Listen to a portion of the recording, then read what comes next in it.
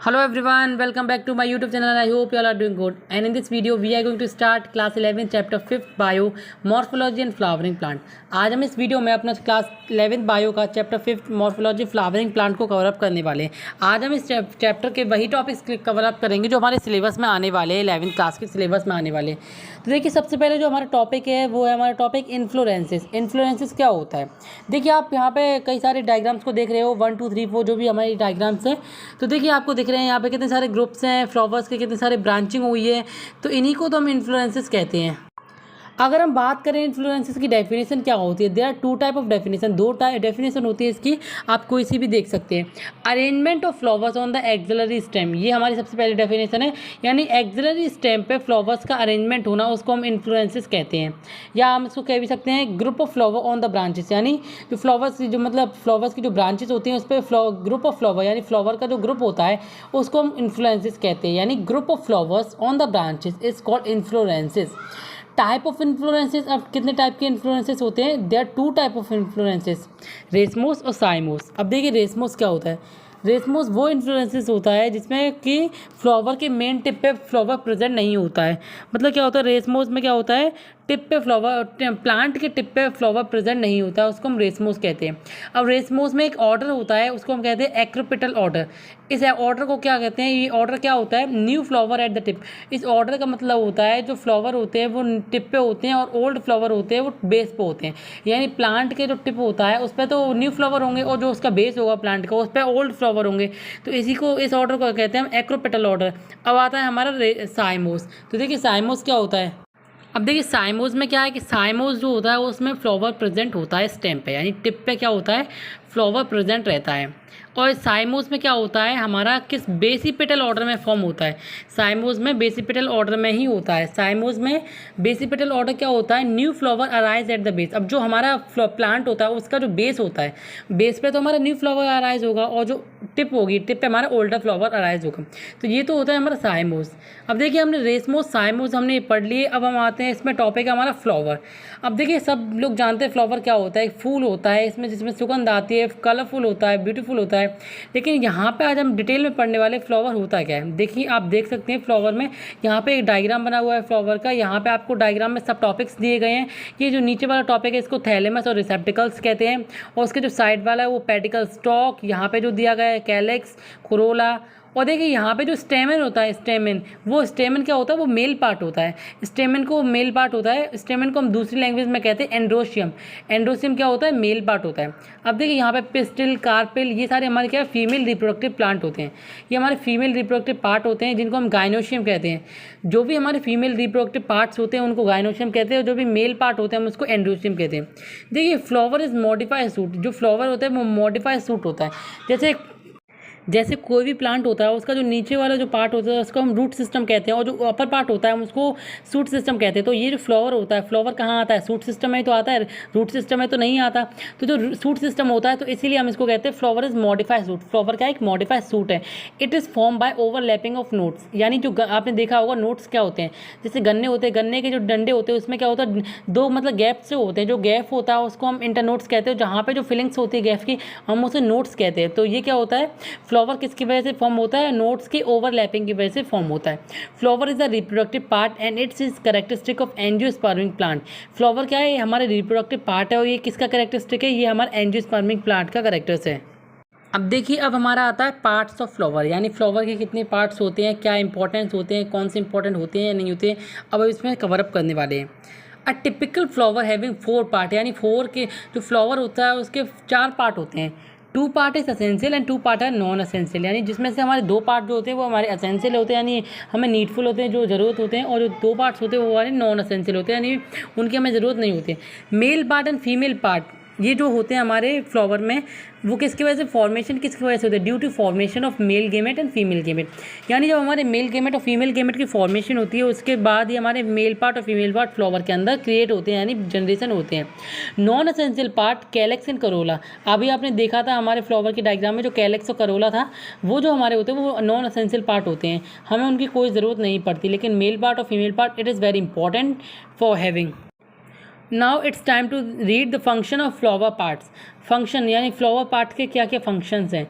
देखिए फंक्शन में क्या आता है, सबसे पहले फ्लावर का फंक्शन आता है कैलिक्स। अब देखिए कैलिक्स होता क्या है, calyx is the outer most hall, यानी कैलिक्स क्या है, फ्लावर की आउटर मोस्ट है, सबसे पहली जो मतलब वॉल कहेंगे, जैसे हॉल कहेंगे, यानी एक तरीके से दीवार कहेंगे, एक तरीके से प्रोटेक्शन वाली लेयर कहेंगे, हॉल कहेंगे उसे, वो है हमारी calyx. Calyx is green in colour and protect the flower for unfavourable condition at the timing of bud condition. Calyx क्या करता है, वो ग्रीन इन कलर होता है, वो किससे प्रोटेक्ट करता है हमें, अनफेवरेबल कंडीशन, जैसे भी मतलब कोई अनफेवरेबल कंडीशन आती है उससे हमें प्रोटेक्ट करता है, और बड कंडीशन से भी हमें प्रोटेक्ट करता है calyx. Single unit of calyx is sepal, यानी सेपल हम किसे कहते हैं, जो कैलिक्स की जो सिंगल यूनिट होती है हम उसे सेपल कहते हैं। Mainly 4 to 5 sepal are presented, यानी फ्लावर में क्या होता है 4 से 5 सेपल ही प्रेजेंट होती हैं। अब देखिए दूसरा हमारा आता है Corolla.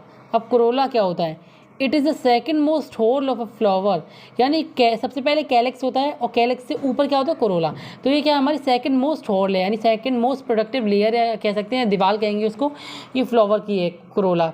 Corolla is always colourful parts of the flower, Corolla क्या है हमारे फ्लावर का कलरफुल पार्ट्स है। It attract pollinators for the pollination, Corolla क्या करता है, ये पॉलिनेटर्स जैसे मधुमक्खी, हनी बी, जो भी हमारी जो भी चीज़ होती है फ्लावर्स में से जो भी मिठास निकालते हैं हम उन्हें पॉलिनेटर्स कहते हैं। पॉलिनेटर्स को अट्रैक्ट करते हैं पॉलिनेशन के लिए, यहाँ पे हमारे एक प्रोसेस होती है फ्लावर्स में, वो उसे हम पॉलिनेशन कहते हैं। अब देखिए सबसे हमारा जो इंपॉर्टेंट टर्म है वो है if calyx are all united then it is called gamosepalous. अगर सारे जो कैलिक्स हैं अगर वो एक साथ हो जाएं, सारे कैलिक्स अगर एक साथ हो जाए तो हम उसे कह सकते हैं गैमियोसेपल्स। अगर आपसे कोई भी पूछे तो गैमियोसेपल्स क्या होता है, तो आप कह सकते हो कैलिक्स को अगर यूनाइट करेंगे एक साथ सभी से कैलिक्स को, तो हम वो फॉर्मेशन कर लेंगे गैमोसेपलस की। अगर देखिए if calyx are all not united then it is called polysepalous. अगर जो भी सारे कैलिक्स फ्लावर्स के अंदर होंगे अगर वो यूनाइटेड नहीं होंगी तो हम उनको कहेंगे पॉलीसेफलस।